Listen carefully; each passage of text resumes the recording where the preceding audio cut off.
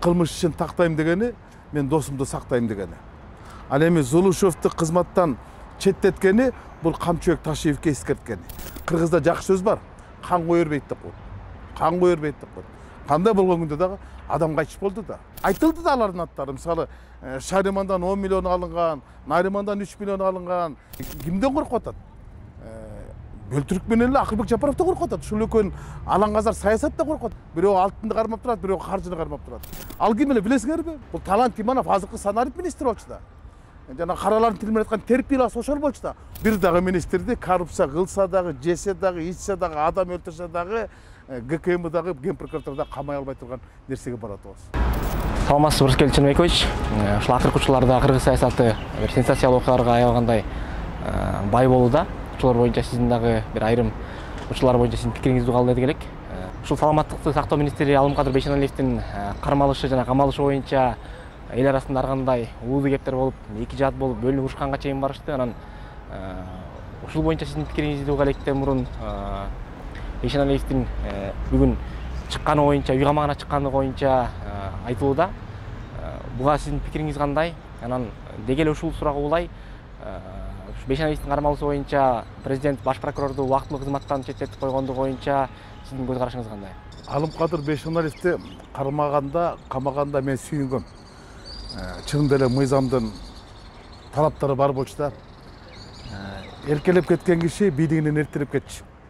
Бул өтө эле эркелеп кеткен да. Бул бүтүндөй бир тармактан ашмалтайын чыгарган аскер кесип, бүтүндөй бир бийликтен ашмалтайын чыгарды да. Анан бунуга мурун эле камаганга негиздери бар болчу.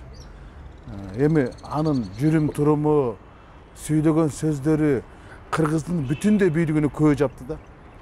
Маселен, академикти Эрни Сакрамовду бомж деди, Исманкуловду лапух деди, ген прокурорду тон такой деди, соттордун бардыгын взяточник деди, өзүн инкуппун деди, бир өрөндүн элин бардыгын, таластардын бардыгын аферистер деди. Ушул нерселер менен аны кызматтан алсаса болмок болчу. Башка кылмыш. Анан эң негизгиси бунун 1,5 миллиард сом зыян келтирген адамды 2 жумадан кийин үй камагына чыгарып жиберген. Бул коррупцияга каршы бийликтин тандалма саясаты жүрүп жатканын тастыктап койду да. Именно тастыктап атат. 1,5 миллиард зыян келтирди, 7 кылмышчы козголгон кишини анан бүгүн үй камагына чыгарып жиберди да. Анан бул бүтүндөй ушу азыр буну эч ким айтпайт да. Бунун Аканит министр дейт. Анан президенттин комиссия түзгөнү кылмыш ишин тактайм дегени мен досумду сактайм дегени.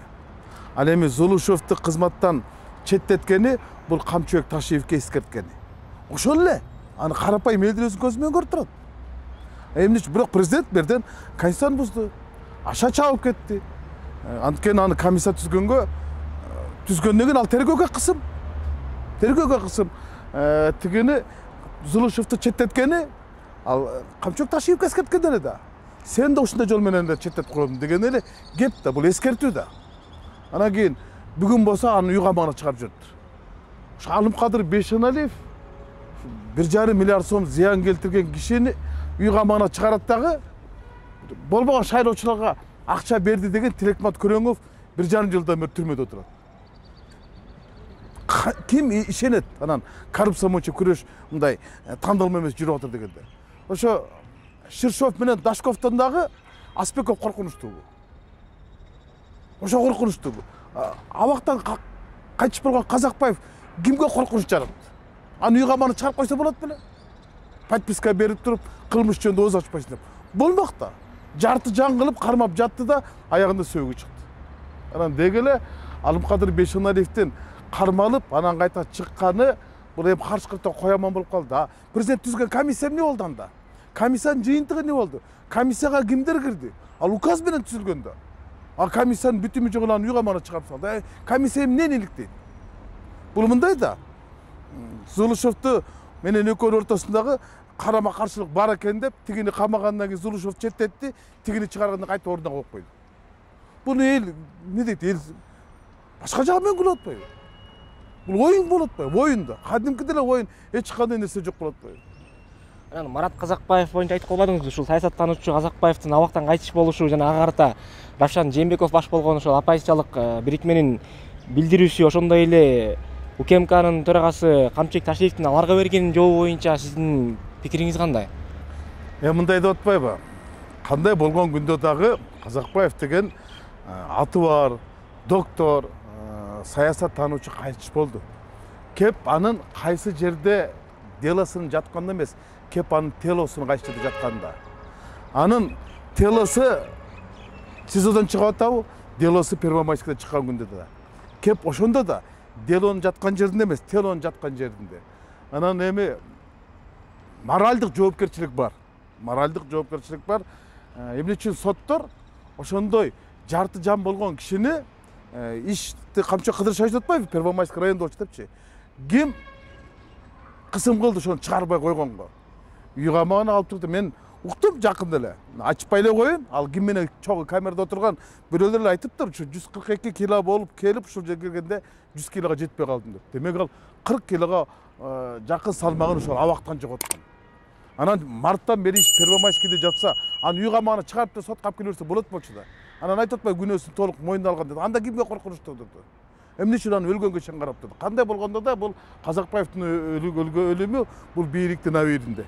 Бийликтин абийиринде Кыргызда жакшы сөз бар. Кан кое бербейт деп коет. Кан кое бербейт деп коет. Кандай болгон күндө дагы адам кайтыш болду да. Анан кийин ар айтасыңбы, бери айтасыңбы, биздин күнөөбүз жок дейсиңби? Бул бүтүндөй Кыргыз бийлигинин соттордун болобу, башкы прокуратурадан болобу, азыркы бийликтин күнөөсү бар. Алар айтыш керек болчу, биз кечирим сурайбыз деп. Бирок айта алган жок ошону. Анан ушул абактагы Мелис Аспековдун дагы ушул сот отурумундагы жасаган билдирүүлөрү коомчулукта бир чоң талкуу жаратууда да. Анан ошол Аспековдун эки дос тууралуу айткандарын, анан Ташиев досунан бийликти тартып алат деп айткандарын кандай баалайсыз?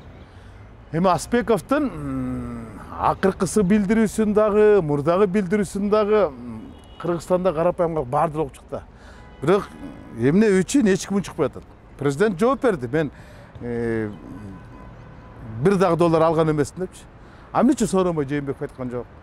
Эмне үчүн ошол Нариман Тилеев айткан жок? Эмне үчүн Аблязов айткан жок? Эмне үчүн Эркин Тентишев айткан жок? Мен берген эмесмин.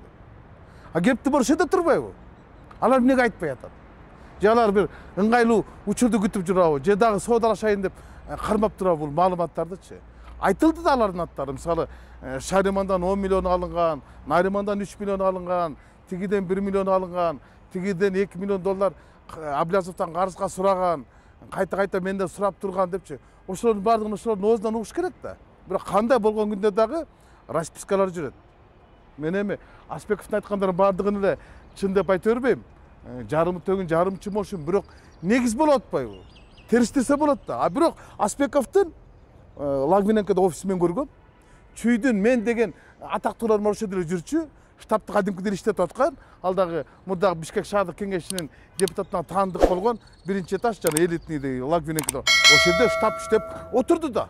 Анан жок, ал биздин штабты башкарган эмес деп туруп, ал көпкөрүгө барып, суусар тебе тегип, ошо жана шайлоо убагында акчалай сыйлыктарды берип, чүйдүн немелер бар жанын ээрчип жүрбөдүбү? Аны бүтүн эле жумара журт көрбөдү, аны рекламный роликтерде пайдаланышпады. Үгүт иштерине аралашып жүрбөдү. Анан кайта ал штаб иштеген жок болот. Анан ошол акчаларды бааны ал каяктан алып сайып атты, ошо улакка көпкөрчүлүгү берип атты, суусар тебе тегип, ат мингизип атты атактуу адамдарга. Анан бар кайдан анда? Ал акчаны эгер албаган болсо, ал ким үчүн чуркап жүрдү?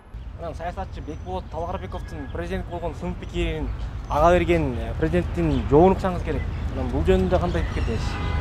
Эми Бекболот Талгарбековду айтты да неме депчи. Алжып калыптыр депчи. Эми алжып калыптыр деген сөздүн аныктамасы бул айнып калыптыр деген сөз да. Акылынан айнып калган акча. Бирок ал киши маегин оккан адам айнып калган адамдын маегин окканда болбойт. Эгер бизде айнып калган адамдын айткан сөздөрү ушундай болсо да, анда абал чатак. Анда абал чатак экен. Ал абдан актуалдуу нерсени айтты. Мен эки гана нерсесин айтарчы Бекболот Талгарбековдун, калгандарын өздөрү териштирип алар. Ал бир ондай нерсени айтты. Кумтөр боюнча улуттук чыккынчылыкка барбайт эле деди. Мына эң маанилүү нерсе. Демек ал кишинин ою боюнча, пикири боюнча, кумтөр боюнча бизде чыккынчылык саясат болгон. Мамлекетке каршы чыккан. Экинчиси дагы бир нерсени айтты. Эгер Камчыбек Кыдыршаев турганда дедиби Теңиз Бөлтүрүк Акылбек Жапаровдорду жанына жакын жолотмок эмес деди. Мына ал Кыргызстандагы кимдерден шек санап, кимдерден эл чочулап айткан нерсени көргөзүп койду. Колу менен көргөздүк. Айтып атат. Бирок эл арасында азыр кимден коркуп атат? Бөлтүрүк менен эле Акылбек Жапаров да коркуп атат. Ушул экөөнүн алаңгазар саясатта коркуп атат. Бирөө кумтөр боюнча эчтекени айтпай турат, экинчиси өкмөттүн ичиндеги былыктар боюнча эчтекени айтпай турат, бюджет боюнча айтпай турат. Демек, каржынын баарын кармаган ушул эки адам. Бирөө алтынды кармап турат, бирөө каржыны кармап турат. Ушул эки адамдан эле алаңдап эл коркуп турат. Бул ушуну айтып кетти Талгарбеков. Анан калган сөздөрүн канчалык чындыгы бар, жындыгы жок экен, аны өздөрү эсептешип алат. Бирок негизги нерселерди Талгарбеков айтты. Көп нерселерди айтты, бирок бул алжып калган адамдын сөзү эмес. Бул саясатка сергек сереп салган адамдын сөзү.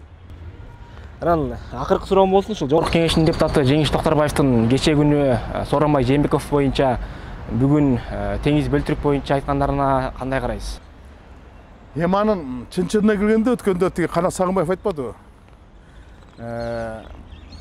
Сооронбай Шариповичтин экс-президент намын аны ырымдап, же ал наам эмес. Ал государственный наградага же болбосо немеге кирбейт. Ал закон менен бериле турган нерсе. Бул кызматтан куулгандан кийин, же болбосо өзү баш тарткандан кийин экс-президент деген макамага берилген эмес. Кайсы мыйзамдын негизинде ага каржыланып атат, пенсия төлөнүп атат, кайсы мыйзамдын негизинде аны бүгүн резиденцияда кармап мамлекет кайтарым кылып атат. Кайсы мыйзам негизинде? Эгер экс-президенттер жөнүндө мыйзамда андай жок, буга берилген эмес. Значит, бул фальшивый экс-президент. Фальшивый экс-президент. Ана фальшивый экс-президентке акчалар төлөнүп аткан болсо, анда тиги бюджеттеги акчаларды максатсыз пайдалангандыгы жөнүндө жоопко тарса болот да. Эртеби кечпи ал боюнча маселе көтөрүлөт, экс-президенттиги боюнча мыйзам. Экинчи жана Теңиз Бөлтүрүктүн бүгүнкү айткан ал жанагы кумтөр боюнча айтты да. Мен учкунда 3 жыл генеральный директор болдум. Ошол кезде кумтөр 5 этажды арендага ижарага алдырып, 1,5 миллион сомду тегерендир ижара төлөчү. Анан ал жерде эмнеге кетип калды азыр? 1,5 миллион сом төлөп ошол жерде лифти бар, баардыгы жашнакай, килейген, таптакай ишкан немеде зданияда отурушкан, имаратта отурушкан. Ким аяктан кубалап чыкты? Эч ким кубалап чыккан жок. Жалдыраса да кетпей койбодубу? Кетип калышпадыбы? Ошол деле отуруп берсе 2 миллион сом төлөйт да. Мисалы азыркы меники акыркы маалымат боюнча айына 2 миллион сом төлөчү, 5 кабатты ижарага алып отурчу. 5 кабатты ижара. 2. Анан азыр барып алып туруп 10 миллион сом төлөгөнү, эми бул мамлекеттин акчасын оңду солду чачып атат да. Ошол здание кимдики экенин караш керек. Ал мүмкүн өзүнүн жакындарына чыгар, мүмкүн ал өзүнүн бир чөнтөгүн 2 чөнтөг санап. Ага негиз бар. Анан бунун жанагы Жеңиш Токтарбаев деген көтөрбөйдү маселени. Эң туура маселени көтөрдү. Эң туура мына ушулардан башташ керек болчу да. Деги эле бул киши өтө эле эркелеп кетти да. Эркелеп кетти. Анан бизде мындай болуп атпайбы эми? Башка нерселерге көз жумуп коет. Мисалы, жакында эле Курманбек Дыйканбаевди толугу менен актады. Туурабы? Толугу менен акталды деп туруп чыкты. Анда тергөө иши эмне болду? Ал тергөө менен кызматташып, жана шайлоодо бирөөдөн алды деген 7 миллион сомду төлөп берди деп чыккан да. Ошон үчүн уйгамана чыкты деген. Ал ким эле билесиңерби?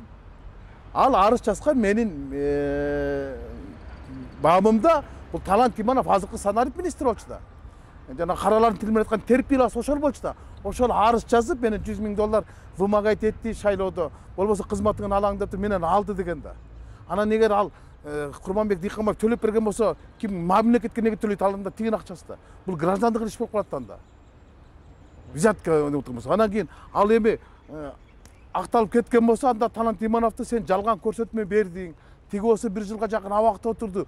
Анда буга жалган көрсөтмө бергендиги үчүн кылмыш жоопкерчилигине азыркы жана Ширшовдун эң жакын адамы деген азыркы санарип министри кылмыш жоопкерчилик тартса ким койду атат? Тартыш керек да анда. Бирок деги эле Алымкадыр Бейшенариевди ушундай кылгандан кийин азыр өкмөттүн мүчөлөрү эми өздөрүнүн ээн эркин сезип калды. Анан экинчиден булар азыр мыйзамды алып кирди. Азыр эми өкмөт мүчөлөрүнө кылмыш ишин козгой турган болсо, президент макулдугун бериш керек болот. Алымкадыр Бейшенов деген бул мыйзамды киргизет. Убагында 6-чакырышта мен ушул мыйзамды артка кайтарган болчук. ызы-чуу кылып туруп, анда өкмөт мүчөлөрүнүн баарын кызыл китепке киргизе албайсыңар, кол тийбестикти берип койгондочу. Бул азыр ушул мыйзамды киргизип туруп, мындан кийин бир дагы министрди коррупция кылса дагы, жесе дагы, ичсе дагы, адам өлтүрсө дагы, ГКМ дагы, Ген прокуратура дагы камай албай турган нерсеге барат атабыз. Дегеним, Жээнбековдун кандай болгон күндө дагы баягы мамлекет тарабынан берилген экс-президент деген макамы бар эмеспи? Анан Жогорку Кеңештин депутаты баягы Каракулдага барып кой кайтарсын деген сөзү бир этикалык жактан балким кичине одоно болуп калган жокпу? Эми ал мындайраак катуураак кылып айтты, бирок жаны ачкандан айтты. Экс-президент деген наамы жок. Ушул силер дагы журналисттер көп эле айтып жатсыңар да, экс-президент депчи. Ал экс-президент деген наам Атамбаевдики, мыйзамдуу. Потому что Атамбаевдин экс-президенттиги ал мөөнөтүнө чейин жалгыз дейт. Бакиев да, Акаев дагы Жээнбековду үчөөнтү эл куып алат да. Булар мөөнөтүн аянат чыгып турган жок да. Өтөгөн жок да. Тиги эле гана киши шайлоо менен келип, шайлоо менен кетти. Булар шайлоо менен келип туруп, анан шыпырылып куулуп кетти да. Анан каяктан экс-президент болот? Анан каяктан экс-президенттин наамы болот? Анан аларга охрана да бербеш керек болчу. Аны резиденцияга да жашатпаш керек болчу. Мына азыр Роза Исаковна, мен билгенден ак үйдө жашабайт, резиденцияда жашабайт. Ал давно эле чыгып кеткен болчу. Ал башка жакта жашайт. Экс-президент деген макамы бар, Отунбойдун. Ал бирок резиденцияда жашабайт. А экс-президент деген макамы жок. Сооронбай Жээнбеков ошо тиги немеде резиденцияда жашап атпайбы. Мамлекеттин эсебинен. Экөөнү тең мамлекет кайтарат, каржылайт, бардык нерсесин бардыгын төлөп берип атат. Бирок бирөөнүкү мыйзамдуу, бирөөнүкү мыйзамсыз. Бул мыйзамдын талабы. Түшүнүктүү, рахмат.